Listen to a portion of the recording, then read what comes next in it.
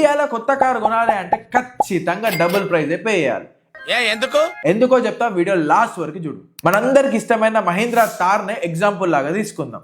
దాని ex showroom price వచ్చేసి 11,65,000 rupees. ఇక ఈ ఎక్స్ షోరూమ్ ప్రైస్ మీద 14% CGST అంటే అక్షరాల 1,63,000. దాంతో పాటు ఇంకో 14% SGST, అది కూడా 1,63,000 అయితే పడుతుంది.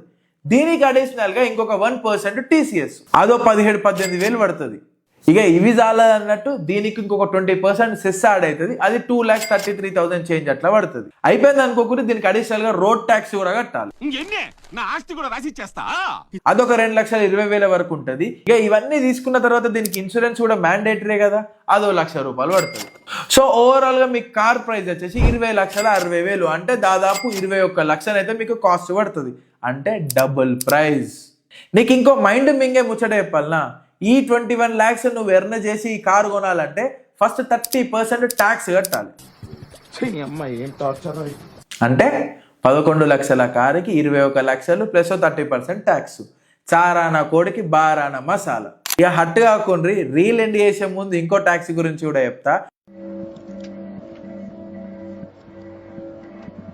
అదే టోల్ ట్యాక్స్, పెట్రోల్ మీద కట్టే ట్యాక్స్, బతుకు మొత్తం ట్యాక్స్ల మీదనే పోతాను. అందుకే మీ దోస్తులలో ఎవరైనా కారు నడుస్తుంటే వాళ్ళకి ఫస్ట్ దండం పెట్టుండ్రు, ఎందుకంటే వాళ్ళే ఈ నేషన్ ని డెవలప్ చేస్తుండ్రు. తెలుసు కదా ఈ రీల్ ఎవరికి షేర్ చేయాలో. ఇక తెలుగులో ఇట్లాంటి కార్ కంటెంట్ ఆసాని భాషలో కావాలంటే లేట్ చేయకుండా ఫాలో కొట్టు కాక.